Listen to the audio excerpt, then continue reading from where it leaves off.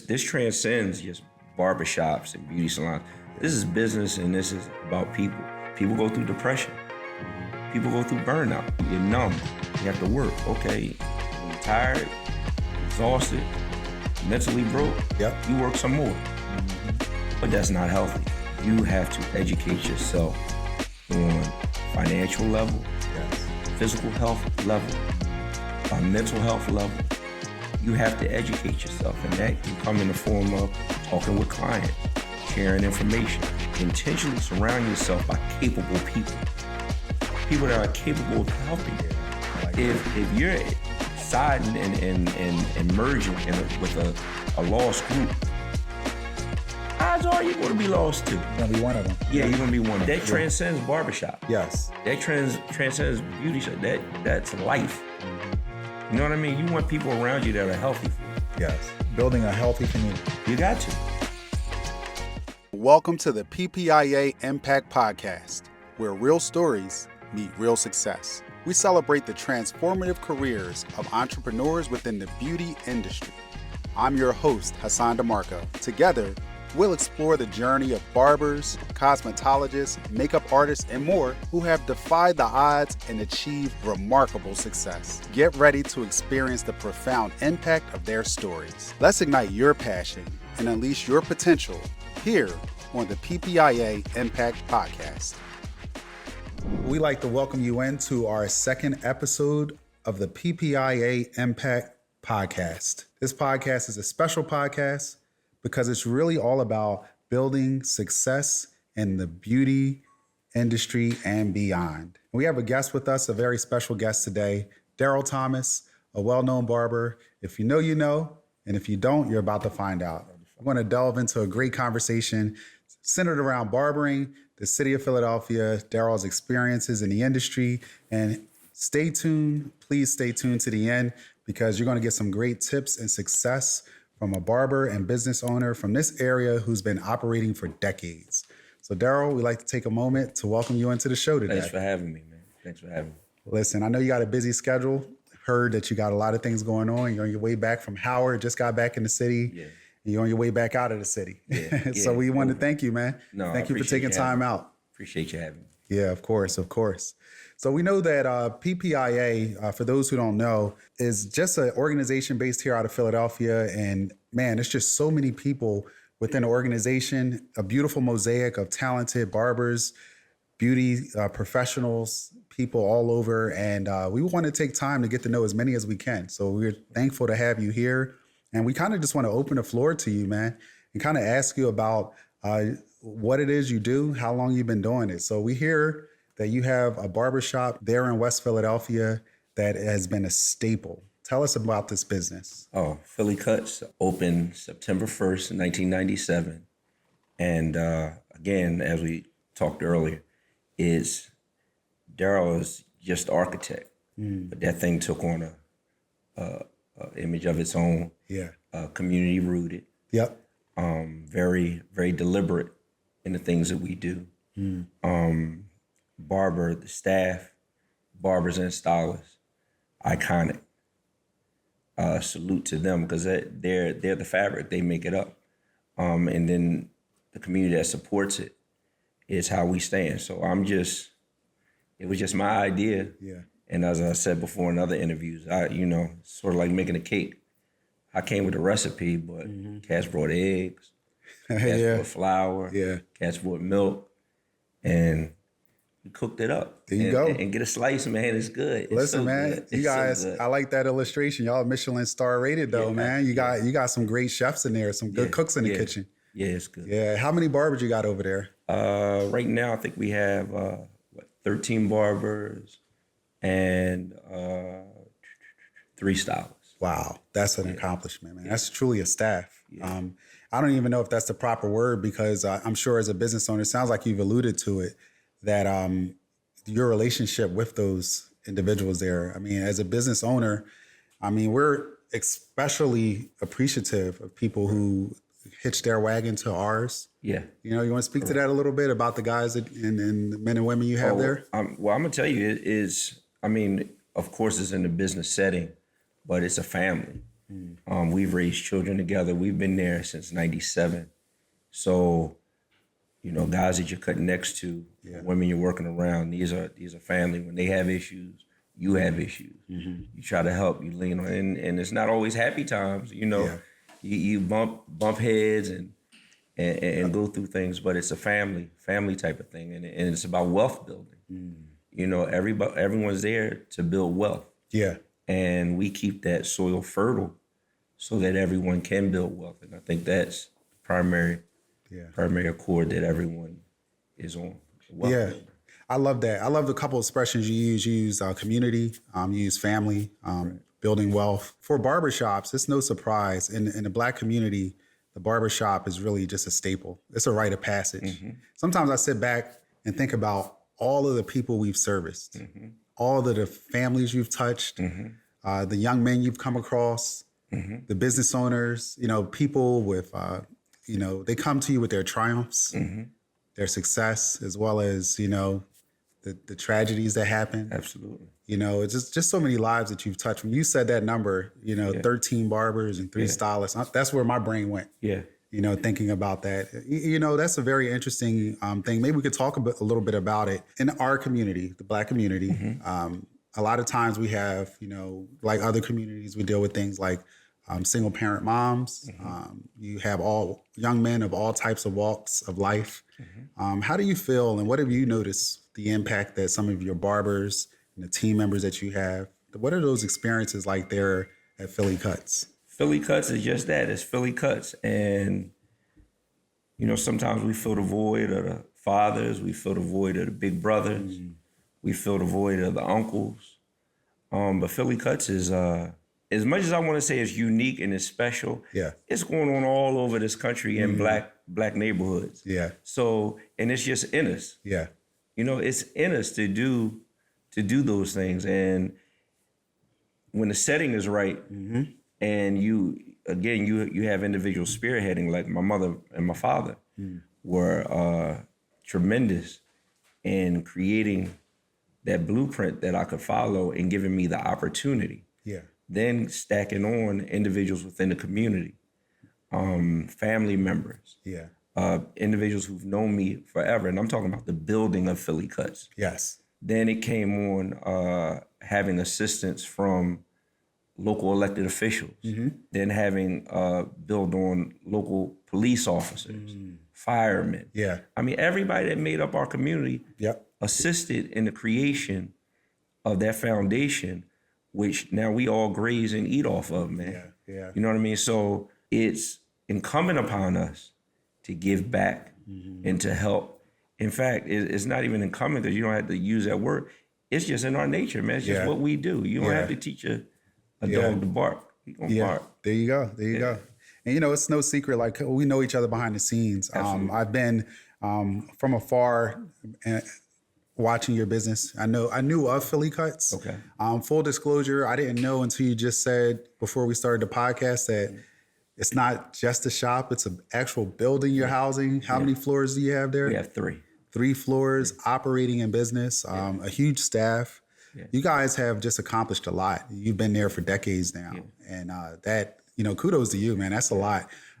Somebody listening to this podcast, or maybe some young, aspiring entrepreneur might be thinking that, Darryl just woke up one morning and opened a shop and it was successful. Oh, no. You had to work, man. Come on, man. It was easy, right? All you had to do is put the barber pole outside, right? And open that door. That's it. I'm going to steal that from Deion Sanders. Yeah. All your young cats, you had to work. You had to work, man. You had to dream. Yeah. You had to wake up. You had to work. You had to sweat. Yeah. You're going to have to be in humbling positions. You're going to have to ask for favors, which is hard to me, but you're going to have to work. Yeah. You got to smell it. You got to taste it. If it's the first thing that you think about when you wake up and the last thing you think about when you go to bed, you're on the right path. Yes. But you got to put the work in. Yeah, I like that. I like that because to me, when I hear entrepreneur, it's like, oh, well, here's somebody that's working around the clock. Oh, come on, man. It's not just a 9 to 5, right? No, and you may see individuals at events or hair shows or things of that nature, okay, or just out and about, okay. But Sometimes you got to put that plumber hat on. Yeah. Sometimes you got to put that electrician's hat on. Yeah. Sometimes you got to put the janitorial hat on. You know, sometimes you just, Yeah, that's right. You're wearing, you know, at any given moment, you know, you got to stop the immediate bleeding. Yes. And that's early on in business. Yeah. And for us, it's been since 97. And that is an amazing, that's an amazing accomplishment, you know, to be in business that long. And just to impact as many people, you know, this is a PPIA Impact Podcast. We're talking about that impact. Absolutely. I mean, you've impacted so many lives, so many families, people that are there working for you, as well as people who patronize your business. And that's huge. Yeah. In a community, it's just a major, major thing. So we really want to thank you for that. But I kind of want to maybe switch gears a little bit. Okay. And some people listening might even think this is controversial, you know, but we see a trend in the industry now. A lot of personal services have been moving into suites. Mm-hmm. We see people kind of like disconnecting from that grid. The traditional barbershop you think about in the 90s came up. I think everybody's goal there was to have the biggest shop that you could. You know, it's shops that come to mind in this city where people just had 20 barbers. Not, you know, even me aspiring, I was like, man, I want 20 barbers one day. But now we see a change in a dynamic. It's not uncommon to hear that people are in a suite. Right. I got a salon suite. I got my own spot. Yeah. Or you think about people graduating school with the impact of social media. Mm-hmm. Somebody might be getting their license, but might have 30,000 followers. Right. And he has a proof there that he has support, and he just opens his own shop by himself. Right. But your model is very, very different. You know, I would say it's more of a classic traditional model, and it's thriving. Yeah. It's thriving. Which is, again, credit to you as a business entrepreneur and business owner. You've come up with a very successful model that has really stood the test of time. Correct. Yeah, congratulations to you for that. How have you done that, though? How is that working for you? Well, again, I give all credit to the barbers and the stylists that we have, because most of my guys have been there for years. Mm-hmm. And it's no surprises. We don't change up the rate of pay or anything, which it's consistent. Okay. And I think that's the key, consistency. You know what you're getting when you come to Philly Cuts. Nice. And you're getting Philly Cuts, man. Okay, all right. So that's one key you got, consistency. Consistency, absolutely. What about, I know some barbers and stylists that I've talked to are just really frustrated with that relationship between staff and ownership, where ownership has a set of rules and requirements. Here's what you have to do to maintain employment here. Can you speak to that? What advice could you give on how it is that you're managing a staff as large as this? It's funny because, and we don't have shop meetings. We'll have little gatherings, we'll have chit chats. Okay. And we implement things as they go, because basically each one of those guys, that's their own barbershop. It's like their salon suite. That's their business. And we just work in a communal setting. That's the business of it. So you have to employ respect. You have to employ assistance. It's a team building thing, you know, and everybody helps move the wagon. Yes. And you see that you get down the road. And in some instances, you get down the road a lot faster. Yeah. If you have 10 guys on the floor and say, for instance, you don't come in that day or there's something, but your clients still need to be serviced. Mm-hmm. Well, I get that overflow. Or somebody else gets that overflow. Yes. It's sort of like circling the wagons. We move the herd. I like that. You know? Yeah. And everybody gets to eat. Yeah. You know, it's a win-win process. And especially when you have the management being upstanding. Mm-hmm. You know, that's one thing we pride ourselves on in Philly, because I've never gouged. You can't make money if I don't make money. Yes, that's very true. And you have to be happy and you have to be fair. Mm-hmm. Fair, and that's where integrity comes in. Yeah, I love that. That's unselfishness on your part. It's fair. I mean, you look back, I come from a union family. My father was a Teamster. So you got some principles. You got to do right by people. In there, yeah. You know what I mean? You got to do right by people. Yeah. So and that's also an African American thing. You know, we're good people, we're spiritual, but you got to do right by people. Yeah. And people then reciprocate and they do right by you. Yeah, that's nice. Those are some guiding principles, it sounds like. Absolutely. You know, some principles that you have that you're not comfortable moving on. That's really good. And you said about community, everyone supporting I think that's important too. Everyone knows what the mission is, Absolutely. right? So everybody has to be on the same page. Absolutely. We're here to service the community. I think sometimes, and it doesn't work all the time. Oh no. I'm sure you've had your moments. Like it's hard organizing people and people getting people to come together for consolidated effort. But when they start seeing the results and they see it in motion, and their goodwill, people usually they bond. Yeah, I like that. I like the free form. Even you said we don't have meetings. We have these. We come together. I consider that like the 20-second timeout. Yeah. Basketball, you got absolutely. The full timeout, 20 seconds. Yeah. We have a lot of those. Yeah, I like that. We have a lot of those because there's issues to be addressed, and you address them before they snowball into the greater issues. Yeah, that's a gem right there. Yeah. I think that's something to stop and take note of, because you can let problems fester. Right, and then it starts creating an environment that's hostile and uncomfortable for people. Right. And I'm guilty of it. Early on, I was guilty of it. Yeah. But you learn. If you don't progress daily, monthly, yearly, then you stay stagnant. And the salon suites piece is something new. Like, change is inevitable. Yeah. So we've changed some things up in our shop, to not to compete with the salon suites, but just to make people feel more comfortable. And do the things that lead to, again, strengthening that bottom line. Yeah, I love it. I mean, that's flexibility. Yeah. I think you have to be flexible in business. If you're too rigid, problems come up, then it's going to shipwreck you. It's an issue. Right? So that's good. That flexibility, the 20-second timeout, if you're listening in and you're in management, it can be very difficult in this career that we're working in. Correct. I love the 20-second timeout because you address problems quickly. They don't fester. You see an issue and you're decisive, and that's leadership. Right. And your staff will appreciate and respect that you're trying to keep the main focus together. Correct. Which is servicing the public and keeping the people behind the chairs happy and satisfied with the environment too. Correct. Yeah. So those are gems, Darryl. Definitely some consistency. Yeah. I like your core values and being quick to address issues when it takes work. Yeah. It didn't come out early on. Yeah. I made some mistakes, and it's funny. There was an old timer that came in the shop, and this was early on. This had to be 2000, 2001, and how I was correcting a barber, and in the manner in which I was correcting the barber, it wasn't appealing. And the old timer pulled me to the side and said, "It's not what you say; it's how you say it, when you say it, and where you say it." Yeah. And that always stuck with me. And I try to, sometimes in the barbershop situations arise and you just gotta do barbershop. Yep. But, in the most, a dog is due respect. Yeah. So you have to approach it and such. And that's all the little jewels and the little gems for success. Yeah. If this is what success is. Hey, I love it. Yeah. And shout out to that old head. I mean, we love our old heads, right? Yeah. They know when to hit you with it, when you need it. And that's good. Cadillac was his name. Cadillac? I put him out there. Yeah. Cadillac, real smooth. Yeah, I love that. Cadillac is his name. Thanks, Cadillac, and for all you OGs that give us that wisdom. And you being humble enough to take that is important too. I mean, you mentioned something earlier. You've been learning along the way.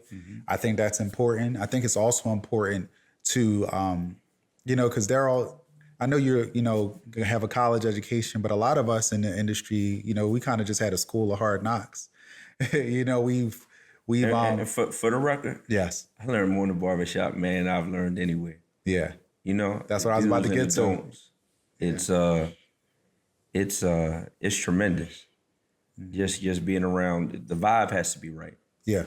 The vibe has to be right. It's people that care about you, that love you and want your well-being, and you can, that's fertile soil. Yes. And that's what Philly Cuts and many other barbershops, I'm sure, because you hear the stories. Yeah. Like, if you're really into your shop, you really don't know what's going on outside. And sad to say, I mean, I didn't know about other shops in Philly. Yeah. Not that they weren't doing their thing. I'm sure they, but I'm into my shop. I got to fix the plumbing, or I got to get this new tile on the floor. I got to, so I was knee deep in mine.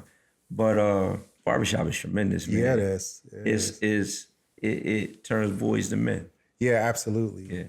And that's why the benefits of this podcast for me is that as business owners, sometimes we get tunnel vision. We're working, solving issues and problems. There's so much going on. You're replacing water heaters, coaching up a new talent and, receiving clients into your business.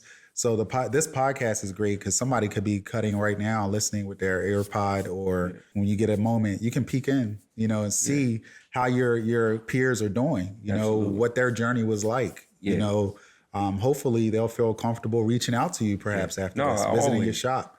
Because your address again on Chestnut Street 4409 Chestnut Street, Philadelphia, PA. Yeah, Philly Cuts. And that's again, a staple in the community. Yeah. Staple in the community. And this is the business owner, if you don't know, Darryl Thomas, someone good to come across, just a great resource. Yeah. Speaking of that, the founder of this organization for PPIA is Ann Turner. Absolutely. And she's done a nice job in kind of just sourcing people from different parts of the community in the beauty industry. Absolutely. And bringing them together. How have you benefited from that relationship with the organization? Oh, I'm gonna tell you. We started the organization as a result of the pandemic, and it was like a crucible that opened up through force, and it's evolved into a crutch for barbershops and beauty salons. And by a crutch, I mean you can lean on us. Yeah. And myself, Zena, and several other leaders have identified some pertinent issues that barbershops and beauty salons that ail them and need help on, need assistance, and that's what PPIA comes in to fill the void, and Ann leads the charge. Yes, and she's tremendous in what she does. Yes. Without PPIA, I don't know, several businesses, because remember, there was a moratorium on residential rents. I remember. There was no moratorium on commercial rents. And many businesses fell to the wayside during that pandemic. That was a very dark period for barbershops and beauty salons. It was. We also could not engage in 6-foot distancing. How can you cut somebody's head 6 feet away? Yeah. It's unlike any other industry, because in the food industry, well, you could set up a window and do takeout and carry out. You could. But we could not work. And PPIA gave us that voice to lobby and to be known like, hey, we need some assistance here. Yeah. And she as well as all of us saved tremendous. We saved families. Sure we did. Saved jobs. Mm-hmm. We said it was tremendous. And we're on the mend. We're on the comeback from the pandemic. But some shops still are ailing because now you've changed the lifestyle. You've changed habits. Yes. Because this barbershop and haircutting, it's a habit. You get groomed. Remember, it just wasn't until, 2 months ago, that people came back to downtown. Remember that? They were mandated to come back to work. Yeah. Well, if you're working at home, you don't need a haircut all the time. You don't need now you're downtown. Thank God for the mayor for bringing people, because it indirectly helped our industry. Because it helped so many businesses. Absolutely. It did. It did. Yeah, it got people back out of the house. Absolutely. You're right. People didn't feel a need to be groomed as often or regular because I'm home on Zoom. Correct. And, I could use a filter and I could get by. Exactly. So yeah, that is really, again, just, amazing insight. And I know you were one of the pioneers right along with Ann. You guys worked so hard to lay the groundwork for that assistance and that help. And the pandemic was definitely, And we fought. Yeah. If the hours behind the scenes. Yeah, I can only imagine. No, it was almost like a 24-hour type of thing. Yeah. And to be in the company of Ann, to be in the company of Zena and others that really take it personal, the well-being of others and the ability for others to maintain their lifestyle. Within the beauty industry, how we had an effect on. Yeah. It's humbling. Yeah. It's humbling because it's like, damn, you thought you were out here alone. But there's other people in you got some teammates. Yeah, we got some teammates that care and go just as hard and really are ready to sweat. Yeah, definitely. You know what I mean? Yeah. Definitely. I think what's interesting too, although this was something birthed out of necessity with the pandemic, that since the pandemic, It's also still an active organization. Absolutely. Very active and Absolutely. offering all kinds of resources Absolutely. for barbershops, salons, people within the beauty industry. And I need to go on record. Yeah. If you want anything done in Philadelphia along the barbershop and beauty salon, if it's advertising, if it's marketing, if it's campaigning, Yes. it would be wise to contact PPIA and go through them because the work has already been done. Yes. So to try to grab a shop here or grab a shop, go through PPIA. Trust me, it'll be worth it. The work has already been done. It has. That's what I was about to say next. The work is already done. You're trying to reinvent the wheel. Yeah, exactly. They've already done it. And They've done it. The work is done. Yeah, I'm always amazed to see what comes up on their schedule, their agenda. You can stay in tune through the website or through their Instagram. You find out they're always running programs. They just had a program down at the Apple Store. You could come down and get free education. Yeah. They've helped with like websites and building like for personal needs for shops. And I mean, it's just... Don't forget the funding, the grants. Oh, the funding, yeah. Grants. Not loans, grants. You don't have to pay it back. Big difference, Grants. people. Grants. Yeah, big difference. But I can't remember the exact amount we had and on in the last episode, but millions of dollars has been set aside, and it has just been amazing to see. Yeah, that grants. The grants have been not loans, landing grants. at a shop near you. Not loans, grants. We talking about grants. Grants. We talking about grants. Yeah, man. Yeah, so that's great. Interesting.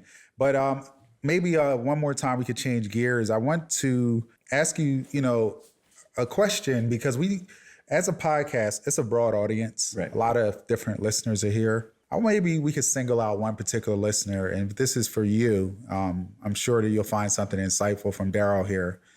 We know that it gets hard. I know in my career, I've suffered burnout multiple times, at least 3, as many as I could count. Right. So there's listeners, or there's someone here who's tuned in.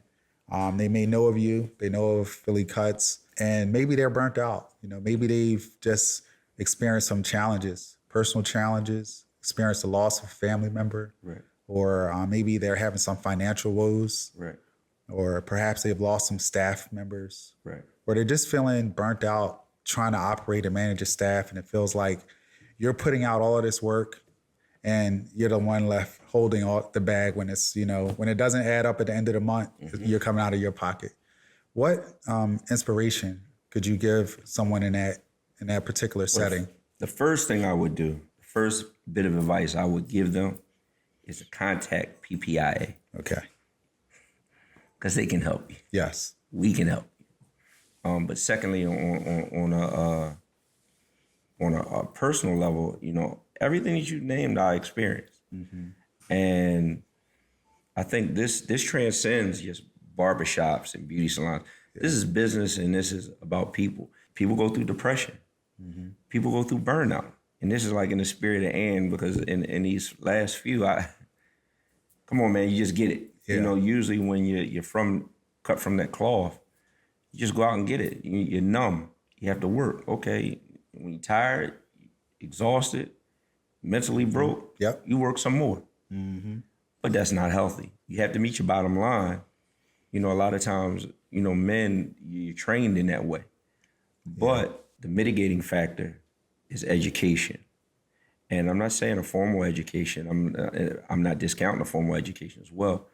But what I'm saying is you have to educate yourself on a financial level, physical health level, a mental health level. You have to educate yourself, and that can come in the form of talking with clients, sharing information. It can come into conversing with people that know a little bit more about you, or just had some more experiences than you, and you can pull and grasp from that. You've got to get your foundation. What's always been key to me is my family. Yeah. So, your mother, your father. I've since lost my father some time back, about 20-something years ago. But I could always sit down and talk with my mother, my father, and your family members, your mate, your wife, or your friend, and you should intentionally surround yourself by capable people that are capable of helping you. Yeah, I like that. If you're siding and merging with a lost group, odds are you're going to be lost too. You're going to be one of them. Yeah, you're going to be one of them. Yeah. But, and you need people that are going to be real with you. One of my best friends, I would say things, and we grew up as little kids. His name is Byron Holly. He since passed some time back. And when we first opened the shop, had people sitting around, I was telling them the experience. He walks, he said, "Oh man, he just a nigga with a barbershop. Don't pay him no mind." But that was the key. So, but you need people that are truthful, that you can speak to. You can have a one-on-one in there. Yeah. Darryl, I wouldn't have done it this way, or I like the way you did that, or I wouldn't approach it in that manner, or you approached it right. People that are going to be genuine and can see the whole room. Yeah, that's great advice, man. Yeah, but that transcends barbershop. Yes. That transcends beauty shop. That's life. Mm-hmm. You know what I mean? You want people around you that are healthy for you. Yes. Building a healthy community. You got to. And that's great because when suffering burnout, sometimes you might be the brightest flame among other flames, right? It could be. Well, you need to get with some bigger flames, right? Or you need to surround yourself with some people that are going to really build you up. And that's great advice. Or share that flame. Yeah, or share it. You know what I mean? Yeah. Because other people's light may not be up, so you share it. You share it. Yeah. You share it. Yeah. You know what I mean? And everybody enjoys it. Yeah, I love that. That's what I'm about. Yeah, so that's very inspirational. That's great advice for someone to make sure they're building that network, surrounding themselves with the right people. You must. Being aware, you said being aware of your mental health. You got to be. Your physical health. You know, those are very important things. Being aware of the resources and businesses that are around you. Right. Education, educating yourself. Those are all really good things. Because sometimes we don't stop to recognize that we need to do that for ourselves and for our businesses too. That's right. So great advice, Darryl. We really appreciate that. Yeah, man. It's been a pleasure having you today, man. Thank you very much. Yeah, always. Yeah, thank you very much for coming and joining us here on the PPIA podcast. So once again, we like to thank you for tuning in with us. We want to also encourage you to stay connected and keep tuning in. We have some brilliant, like-minded individuals like Darryl Thomas who will be coming here to the show to share their experiences, as well as give some great resources, as well as giving some good insight on the beauty industry in the Philadelphia area and beyond. It's not limited to just Philadelphia. That's right. So we'd like to thank you again for tuning in to the PPIA Impact Podcast. That's right. Always building success in the beauty industry and beyond. Thank you, Darryl. Salute. Yes, sir. Thank you.